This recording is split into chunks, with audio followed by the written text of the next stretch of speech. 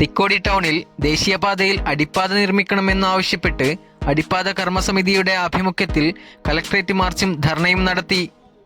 കർമ്മസമിതി president VK. Abdul മജീദിന്റെ അധ്യക്ഷതയിൽ തിക്കോടി ഗ്രാമപഞ്ചായത്ത് പ്രസിഡന്റ് ജമീല സമദ് ധർണ ഉദ്ഘാടനം ചെയ്തു. ജാതി മതഭേദമന്യേ തിക്കോടിയിലെ സാമൂഹ്യ സാംസ്കാരിക പ്രവർത്തകരും മറ്റ് സന്നദ്ധ പ്രവർത്തകരും എല്ലാവരും കൂടി ഒറ്റക്കെട്ടായി സമരം നടത്തി വരികയാണ്.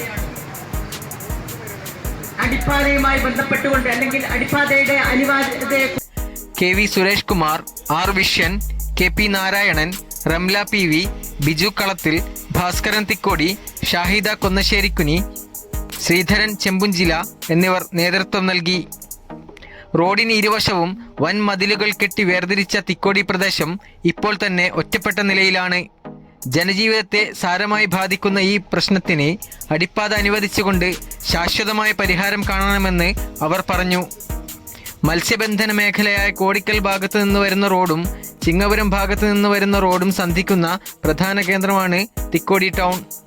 റോഡിന് ഇരുവശത്തേക്കുമുള്ള സഞ്ചാരം തടസ്സപ്പെട്ടത് ജനജീവിതത്തെ സാരമായി ബാധിച്ചിരിക്കുന്നു. ഈ സാഹചര്യത്തിൽ തിക്കോടിയിൽ അടിപ്പാത നിർമ്മിച്ച് പ്രശ്നം പരിഹരിക്കണമെന്ന് കർമ്മസമിതി ഭാരവാഹികൾ അറിയിച്ചു.